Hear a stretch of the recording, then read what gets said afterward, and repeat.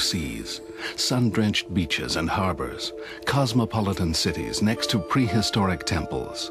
Malta is indeed a magical place.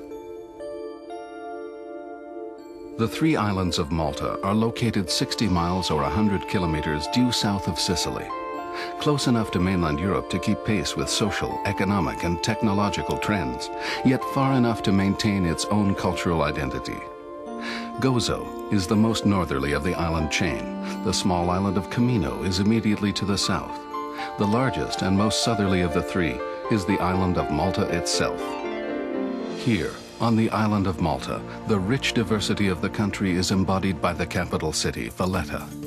Renaissance palaces and Baroque cathedrals dominate the horizon, while modern transport and communication systems indicate the country's economic infrastructure. Over 200 overseas businesses have offshore offices here.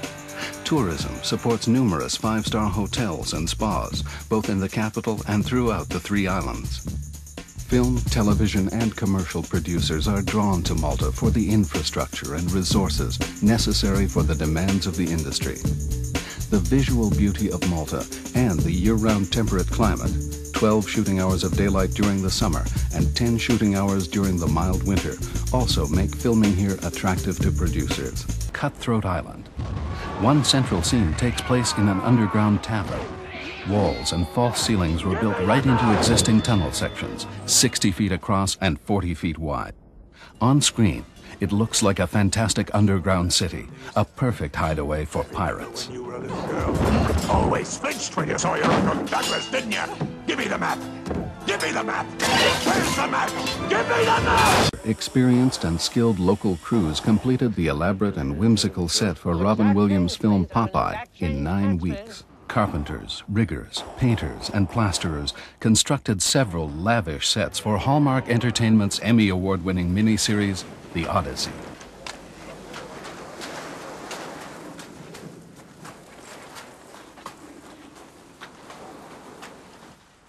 King Priam. Built from their forgotten ships. A worthy trophy. Casting service comes complete with an extensive databank of extras. The groundbreaking feature film Midnight Express used Malta's classic Mediterranean look as a stand-in for 1970s Turkey. The Hallmark Entertainment miniseries The Odyssey, broadcast on NBC, turned Malta into a backdrop for Homer's epic adventure. The result was spectacular. It won Emmys for outstanding direction and special visual effects.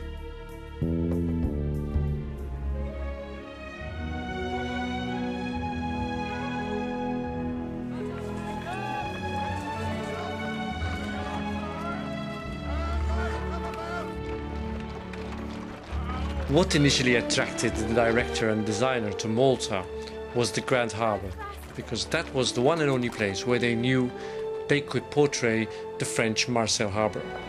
But once Kevin Reynolds saw the rest of the island and went over to Camino and Gozo, like most other directors, he fell in love with so much more that what was originally a 4-day filming schedule became 5 whole weeks.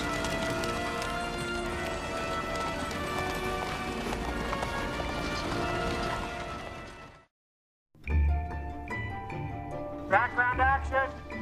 Action! Captain Renault is dead, sir.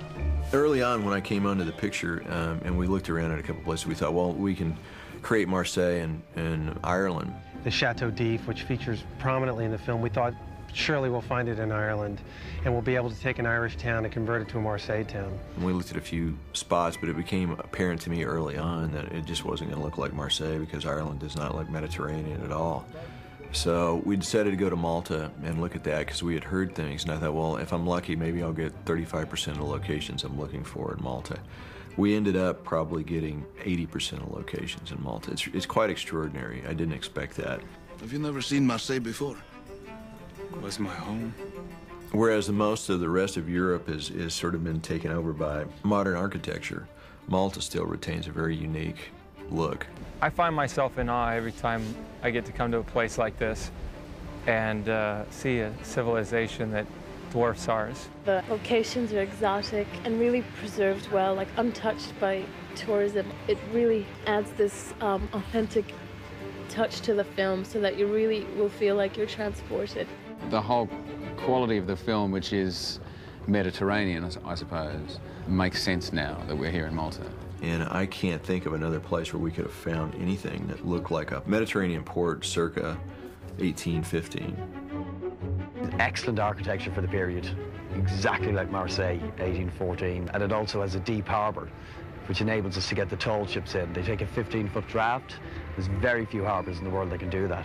Because there are so few sailing ships left of that era in the world, there are only a couple of companies that still maintain these things, and in fact, they sort of travel around the world for productions to use their ships, and the ships that we brought on had to travel from England to Malta, and it took them 3 weeks to sail down there.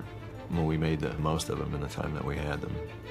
You try to afford as much as you can and make it look as great as you can, and if you're lucky, you start with a backdrop that this dock affords, for instance, and you fill in the rest with the efforts of a lot of different people. Hello, my fine young gentlemen. Care to join me? We have 15 or 18 ships, some small, some large, a crew of 150 and 200. We have, I think, about 20 horses here from Spain, along with a dozen carriages, 250 extras. All the costumes were flown in from Ireland and England, and we sort of put dirt down on the roads and sort of packaged it all together to recreate Marseille 1806. We went out to look at the island called Camino, and we just stood up and said, Shadow Deep. You could not have designed it better. It was unbelievable. It was up on this 200-foot cliff. We cobbled together the Chateau d'If, because it does not exist in fact, and so the exteriors were shot in Malta, where we established it as this fortress atop a cliff, and the approach was into a cave underneath, but inside the cave, we cut to the set on Ardmore to watch them ascend the staircase that goes up inside the prison. Huge set. It was probably 7 stories tall, something like that.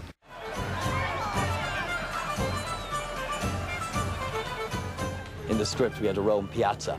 We went to Rome, we had to look at Rome. So virtually impossible to film them because the amount of tourists and how busy it is. So we found a location in Malta, and the only thing it lacked was a fountain. So we had this fountain sculptured and made in London, and it's been shipped over. It's 36 feet high and practical, and that'll give it the real Rome feel.